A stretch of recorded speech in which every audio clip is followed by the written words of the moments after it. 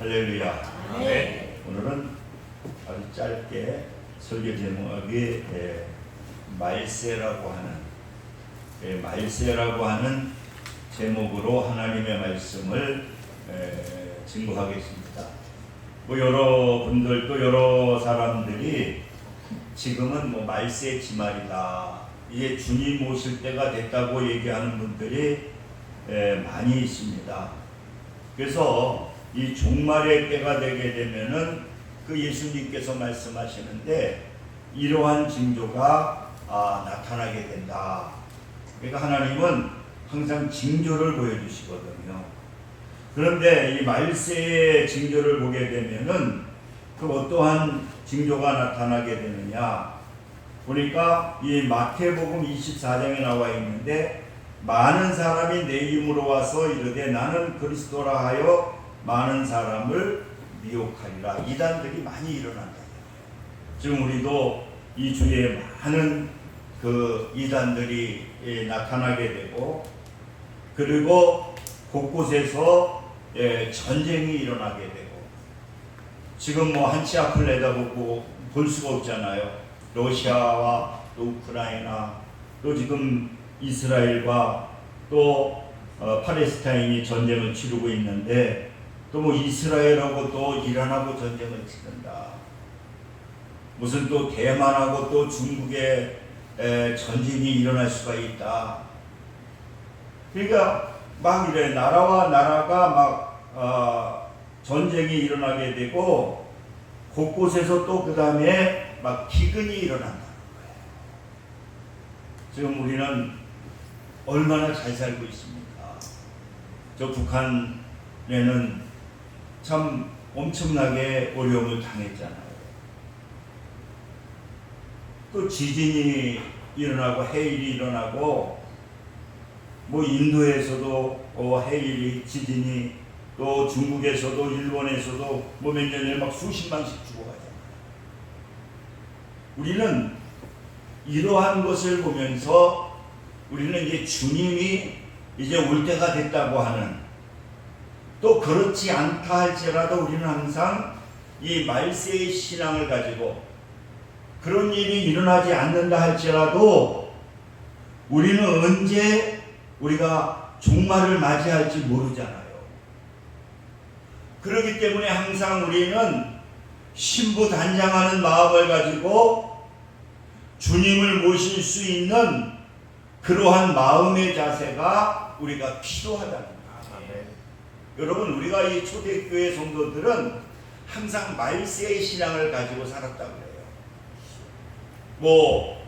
노을이 져도 이게 주님 오시는 것이 아닌가, 이러한 경각심을 가지면서 우리가 주님을 맞이할 수 있는 그러한 준비를 하면서 우리는 신앙생활을 했다는 거예요. 그래서 오늘 이 베드로 사도를 통해서도 많은 이 베드로 사도가 있을 때에 이 베드로서에 되면 많은 고난이 오거든요. 그러한 가운데에서 우리는 어떠한 마음의 자세를 가지고 우리가 살아가야 됩니다. 그래서 오늘 말씀을 통해서 첫째는 뭐냐? 정신을 차리고 근신하여 기도하라. 우리가 한번 7절에 보게 되면은 베드로 전서 4장 7절에 보니까 만물의 마지막에 가까웠으니 그러므로 너희는 정신을 차리고 근신하여 기도하라. 그래서 스폴전 목사님도 이런 말씀을 하시는데, 우리가 신앙을 갖다가 믿음을 무엇으로 보여줄 수 있느냐? 이 기도하시는 분이 바로 믿음이 있는 사람이요. 기도하는 사람들이 뭐냐? 이런 분이 하나님의 사람이라고 하는 거예요. 그래서 존낙스는 기도하는 한 사람은 기도하는 한 민족보다 강하다, 이렇게 말하고 있거든요. 우리 신앙생활하는 가운데에서 그만큼 우리가 기도가 중요하다는 거예요. 근데 여러분 지금 얼마나 기도가 식었습니까? 옛날에는 갈매산만 봐도 그렇고 또 저 삼각산에 가보게 되면은 막 기도하는 사람들이 얼마나 많은지 몰라. 그런데 지금은 막 기도를 그렇게 많이 안 하잖아요. 그래서 우리가 사도행전 10장에도 보게 되면은 이 고넬료라고 하는 그러한 이탈리아대 그 부대의 백부장이 나오게 되는데 하나님의 사자가 그를 직접 찾아가잖아요. 그러면서 하나님의 사자가 무슨 말씀을 하시느냐? 내 기도와 부재가 하나님 앞에 상달되어 기억하신 바가 되었으니. 그러니까 우리는 기도하게 되면은 그 기도하게 될 때에 그 기도를 누가 들으시느냐? 하나님이 들으신다. 그러니까 여러분들이 기도하게 되면은 그 기도 하나하나를 누가 들으시느냐? 하나님께서 그 기도를 들으시고 그 기도를 들으시고 응답해 주시는 그러한 역사가 나타나게 됩니다. 제가 옛날에 열심히 청년 때 막 전도하라고 그래가지고 근데 우리 동네 이제 청년들 아직 군대 가지 아니하고 막 고등학교 졸업하고 한 서너 명이 왔거든요. 그래서 자꾸만 이제 목사님은 전도하라니까 이 청년들, 이 동생들을 전도해야 되겠다. 그랬더니 이 청년들이 조건을 거는 거예요. 형, 내가 교회 나갈 테니까 자기 4명을 취직시켜달라는 거예요. 그때는 그러니까 자기만 취직만 시켜주면 교회 나간다고. 그래가지고 그때 이제 기도를 처음에 배웠거든요. 배워가지고 알았다 그러니까 우리 한번 기도하자고 전부 무릎을 꿇으라고. 그러니까 예수도 안 믿는데 이제 무릎을 꿇은 거예요. 그래가지고 손을 다 잡으라고. 그래서 4명하고 저 5명이 손을 다 잡고 하나님 이 청년들을 취직을 시켜주면 하나님 교회를 나오면 됩니다. 그랬더니 하나님 얘들 취직을 이 청년들을 취직시켜달라고 막 기도했거든요. 그냥 순수하게 뭐 기도할 줄도 잘 모르니까 그래가지고 오전에 기도를 했는데 다른 전화가 왔어요. 옛날에는 핸드폰 없었고 전화가 있었잖아요. 그때 내 친구 만철이라고 하는 지금 대구에 가 있다고 그러는데 신앙생활을 지금 잘한다고 그러는데 그 동일방직에 다니고 있었는데 그 친구가 전화가 와서 야 여기 좀 잡부로 뭐 일할 게 있는데 한 4명 보내줄 수 있느냐 그랬더니 바로 뭐 몇 시간 만에 응답이 온 거예요. 그래서 야 이거 기도하면 응답이 빠르구나. 그래가지고 제가 이제 그 4명을 다 데리고 이제 그 동일방직 평촌에 있는 동일방직으로 보내줬거든요. 그랬더니 그때서부터 뭐 오래 다닌 건 아니지만은 그래도 한참 동안 일할 걸 줘가지고 그러니까 이제 주일 되니까 약속을 했으니까 남자니까 교회를 같이 갔어요. 그래가지고 뭐 그렇게 오래 신앙생활을 하진 않았지만은 얼마간 교회를 같이 다니게 되었거든요. 그래서 내가 느끼는 것이 뭐냐고 하면은 야 이게 하나님은 하나님 영광을 위해서 이렇게 기도하게 되면은 하나님께서 우리의 기도를 들으시고 응답을 해 주시는 거야. 할렐루야. 아멘. 이 토요일마다 우리 이 교회에서 기도를 하잖아요. 어제는 이제 이렇게 순서대로 이제 기도를 인도하거든요. 그래서 저기 다 써 있어요. 여기 뒤에 보면은 이름 써 있는 게 뭐냐면 이제 순서별로 이제 다음 토요일 날은 누구, 다음 토요일 날 누구 이제 목사님들이 이제 기도를 인도하는 거예요. 아침부터 저녁까지.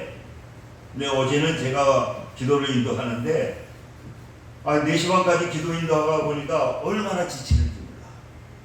그 설교를 많이 준비해 놓지도 못했는데 그냥 저녁 때 그냥 잠이 들어서 한 10시인가 12시인가 뭐 아무튼 일어나게 됐는데 피곤하더라고요. 그래서 말씀을 묵상하고 또 교회에 나와서 아무튼 또 다시 한번 말씀을 한번 묵상하고 그리고 말씀을 준비했는데 여러분 바로 이 말세를 맞이하여서 우리는 이 혼탁한 가운데에서도 정신을 차리고 기도하게 되면은 하나님께서 우리의 기도를 들으시고 응답해 주신다.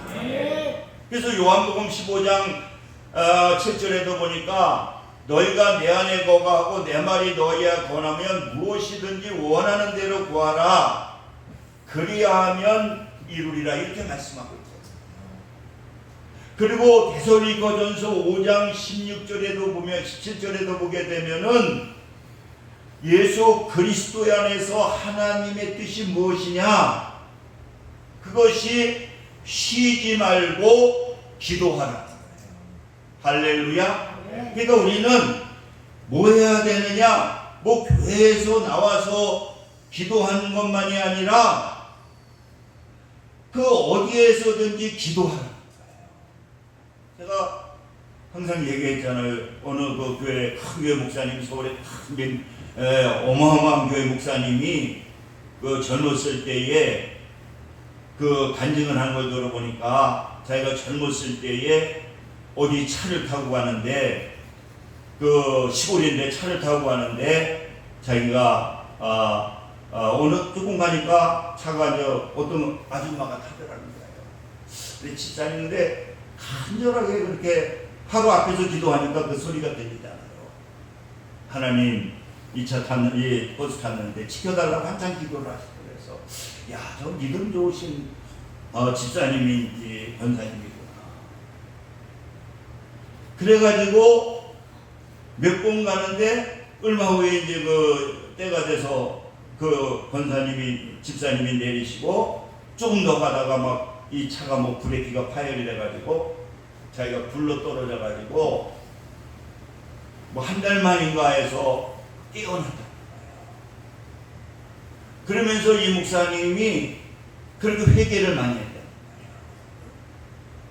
그 기도하는 그 집사님이 권사님이 지켜주는데 자기는 생활 속에서 목사인데도 자기는 그렇게 기도하지 않아. 그래서 자기는 그때부터 회개하고 이 생활 속에서 모든 것을 하나님께 의지하게 될 때에 하나님께서 함께 해주시고 하나님께서 도와주시는 그러한 역사가 나타나게 됩니다. 제가 자동차 대리점에 있는 그때 그 다마스를 사는데 그분은 참 영락교회 집사님인데 믿음이 좋으시더라고요. 옛날에는 다 타이프 치지만 그 차에다 보니까 앞에다 타이프를 쳐가지고 코팅을 해가지고 거기다 붙여놨다. 이 말씀이 뭐냐 그랬더니 우리 주일날 주신 말씀이라고. 그래서 자기는 물어보니까 항상 차를 탈 때 말씀을 읽고 그 차를 탈 때 기도를 한다. 이렇게 생활 속에 기도하는 거, 이것이 우리가 믿음의 표현이고 또 기도하게 되면은 어떤 역사가 나타나게 되느냐? 하나님께서 그 기도를 들으시고 응답해 주시는 그러한 역사가 나타나게 된다. 아멘. 제가 그래서 저번 주에서부터 한 1주, 2주 동안 소원을 가지고 새벽에 올라와 가지고 매일 기도를 했거든요. 그랬더니 하나님이 분명히 그 기도를 들으시고 응답해 주시더라고요. 여러분, 이 말세지 말에 우리는 뭐를 하라고 베드로는 권면하고 있느냐? 정신을 차리고 근신하여 기도하랍니다. 할렐루야. 생활 속에서 그래서 쉬지 말고 우리가 주님을 바라보면서 주님을 의지하며 기도하는 것이 뭐냐? 이것이 말세를 사는 우리들의 삶의 자세라는 거. 이것이 베드로가 권면하고 있는 것이거든요. 그리고 두 번째로는 뭐냐? 열심으로 서로 사랑하라. 8절 한번 보시기 바랍니다. 8절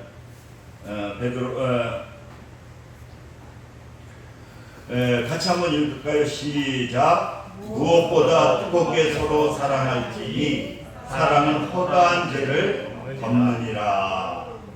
이 말세의 지말에는 사랑이 식어진다. 사랑이 식어져 가지고 지금 얼마나 사랑이 식어져 가지고 부모와 자식 간에도 막 살인 사건이 일어나고.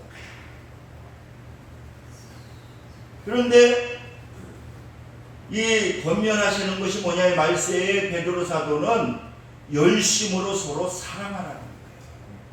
그래서 우리는 이 성경에 보게 되면은 이 사랑을 네 가지로 얘기하고 있거든요. 스톨케라고 해서 혈연적 가족 간의 어떠한 사랑을 갖다가 스톨케라고 그러거든요. 또 에로스라고 해가지고 정욕적인 사랑, 필레오라고 해서 우정적인 사랑, 또 우리가 말하는 주님이 우리에게 주신 사랑은 뭐냐? 이 아가페적인 사랑이에요. 그런데 우리 하나님께서 우리들에게 말씀하시는 사랑은 뭐냐? 아가페적인 사랑이라는 거예요. 그래서 그 한 율법사가 예수님에게 질문을 하거든요. 어느 계명이 크냐? 계명 중에 계명은 어떤 계명이 크냐? 그랬더니 예수님이 직접 말씀하시는 게 뭐냐? 마태복음 22장 35절부터 40절을 보니까 하나님을 사랑하는 것과 내 이웃을 내 자신같이 사랑하라 하였으니 율법과 선지자의 강령이라는 거예요. 대강령이 뭐냐? 하나님을 사랑하고 이웃을 갖다가 내 몸처럼 사랑하라는 거예요. 그러면은 이 사랑이 구체적으로 사랑하는 것이 뭐냐? 우리가 뭐 이웃을 갖다가 사랑한다고 그래가지고 무슨 뭐 에로스로 하는 겁니까? 그게 아니라 하나님께서 이 말씀하시는 사랑은 아가페적인 사랑인데 그것이 고린도전서 13장에서 말씀하고 있거든요. 사랑이 뭐냐? 사랑이라고 하는 것은 온유한 마음을 가지고 사는 것, 온유한 마음을 통해서 다른 사람들에게 예수님의 그 온유를 보여주는 것이 바로 뭐냐? 그게 사랑이다. 그러니까 예수님이 들어가 있으면 그 예수님의 사랑, 이 사랑이 들어가 있으면은 어떠한 마음이 되느냐고 하면은 우리의 마음이 온유한 것으로 변화되는 거예요. 여러분이 잘 아는 사도 요한, 그분은 막 불같은 사람이에요. 그래서 그 사람을 갖다가 뭐냐? 우리의 아들, 벼락의 아들이다. 그러니까 얼마나 이분이 성질이 다혈질인지 막 잘못한 거 있으면 그대로 그냥 그런 사람이 있잖아요. 그런 성격이에요. 그러니까 그만큼 이 사도 요한은 완전히 그 불같은 사람이고, 그래서 저 사람 별명이 뭐냐? 저 벼락의 아들이다. 그런데 여러분, 그 세례 요한의 사도 요한이 그 예수님의 영이 그 안에 들어가게 되니까 그분은 무엇으로 바뀌느냐? 온유한 사람으로 바뀌어요. 얼마나 그 사랑이 넘치는지.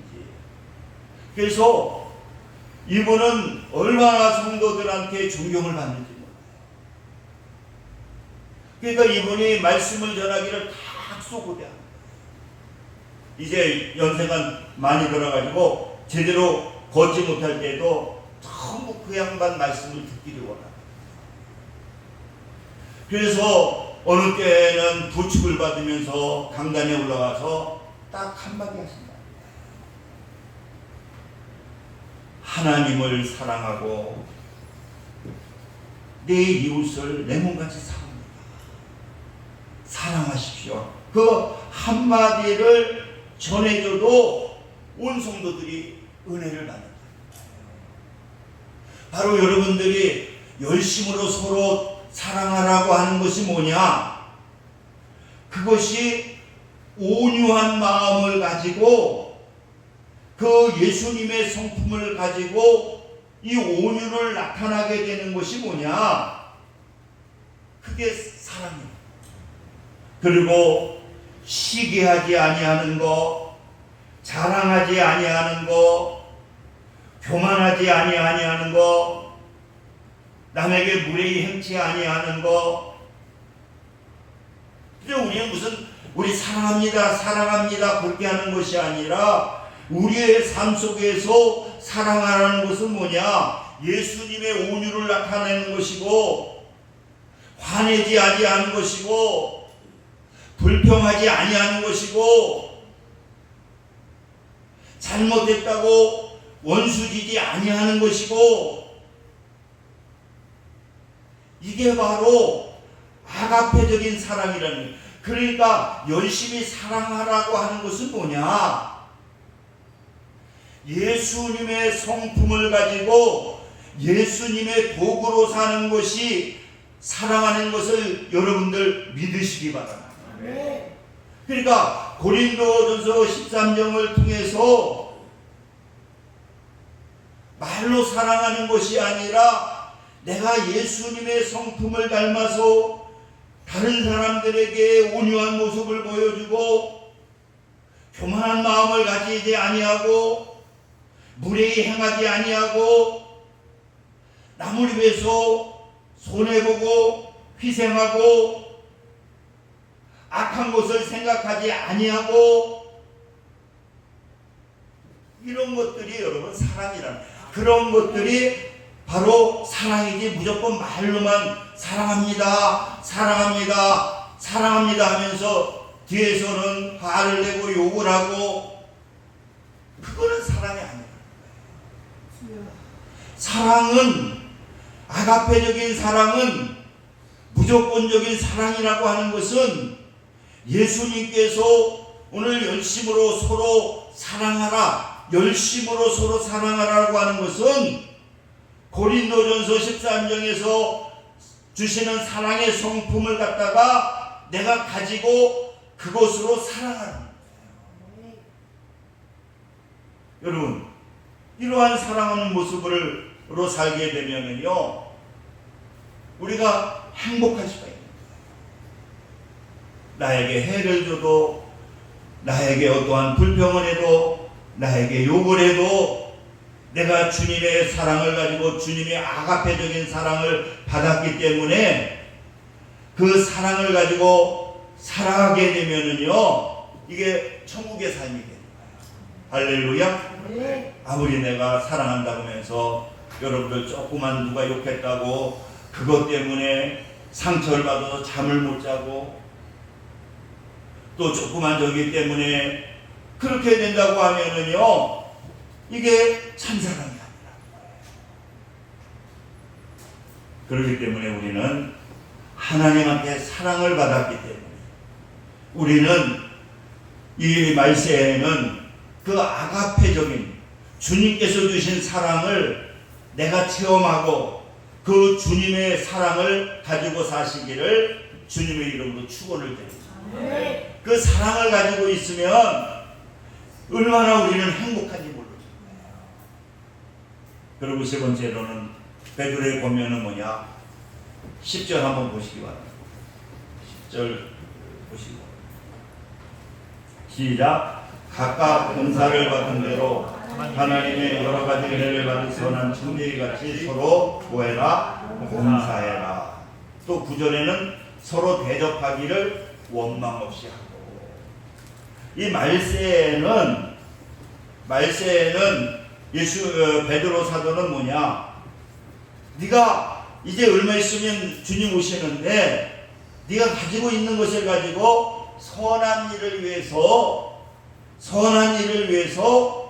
그것을 갖다가 사용하라.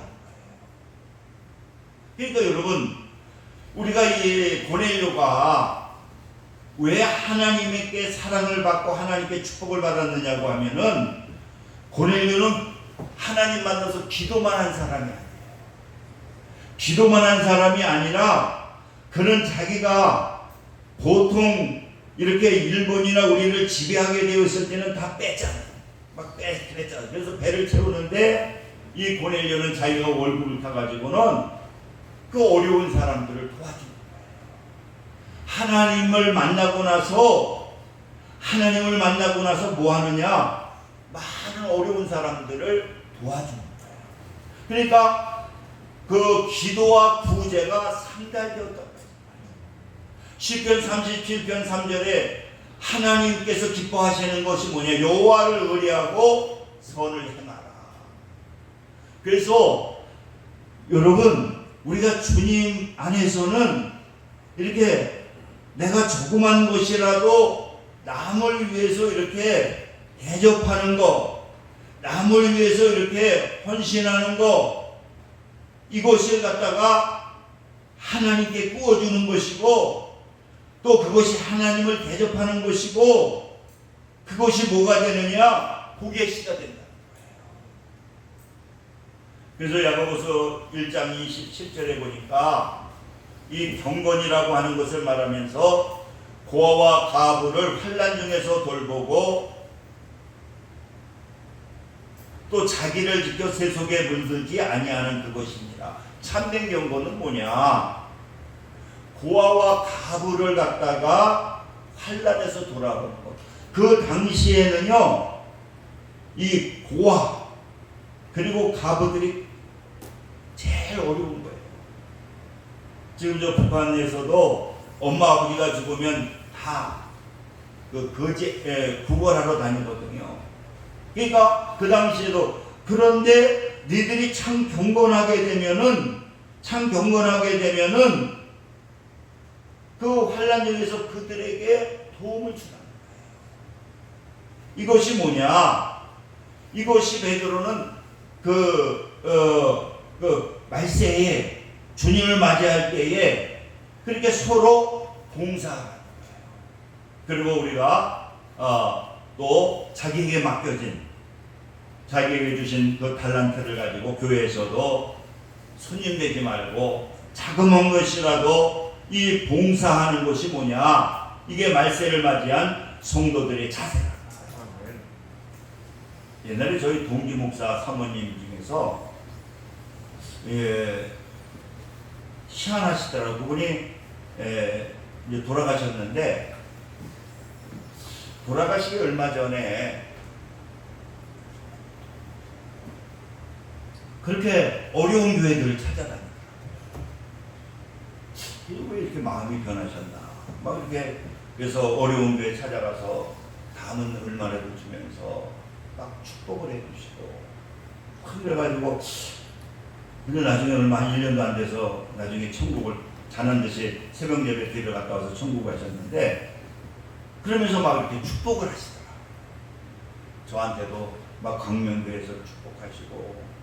그래서 이 노예 목사님들이, 사모님들이, 와, 사모님이 저렇게 어떻게, 그러면서 말로만 하는 것이 아니라 뭐 한 돈 10만 원씩이라도 갖다 주면서, 그래서 이제 제가 아마 이제 갈 때가 돼서 영적으로 깨달아서 그랬는지 모르지만, 지금도 이 말세에 그 사모님이 그렇게 어려운 교회 찾아다녀서 자기도 어려운데도 그래도 봉태다 주고 여러 교회를 도와줬어요.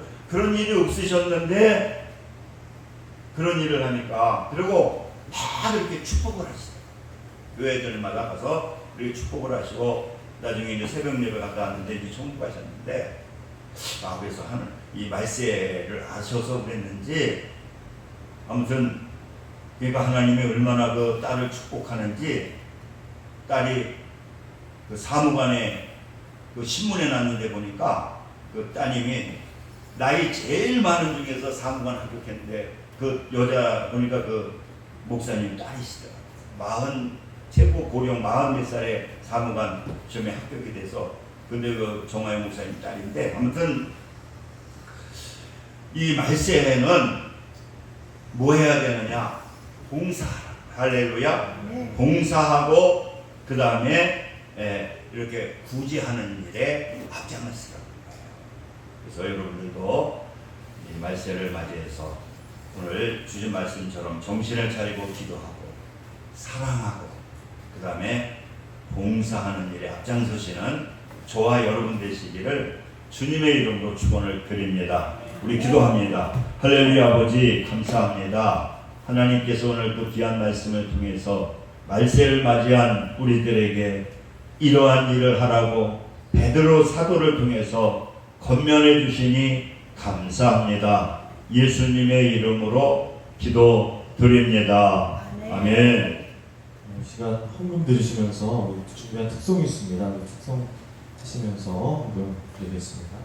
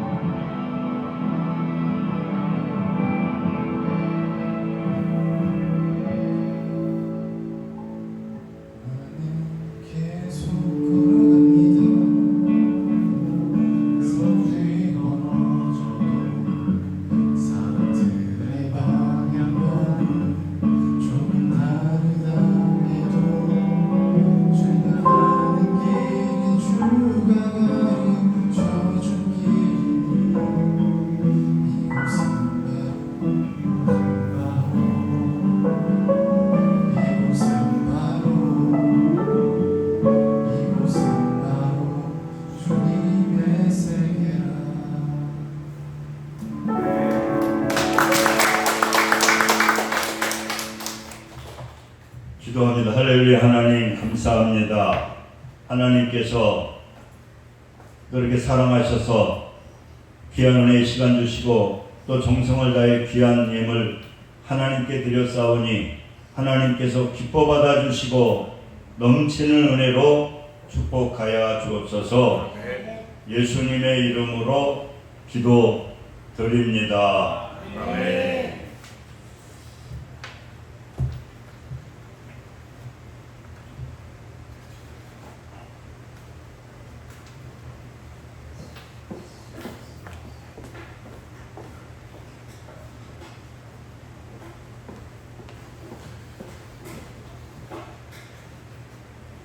오늘 특별히 우리 안선희 집사님이 우리 교회에 이렇게 등록을 하셨습니다. 우리 하나님께 영광의 박수 한번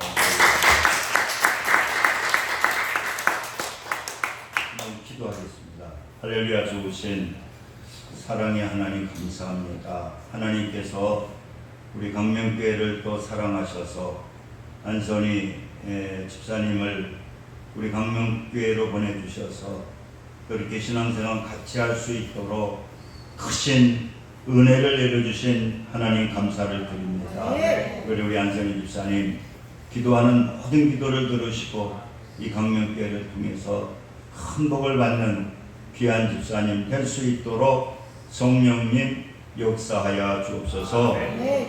예수님의 이름으로 기도 드립니다. 네. 우리 일어서셔서 1장 부르시고 축도하심으로 예배를 마치겠습니다.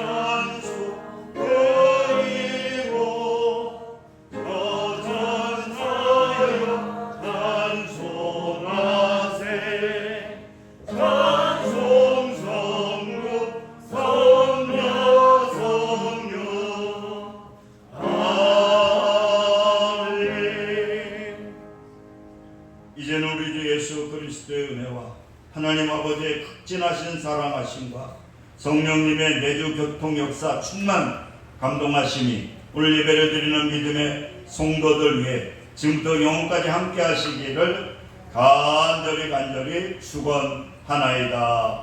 아멘.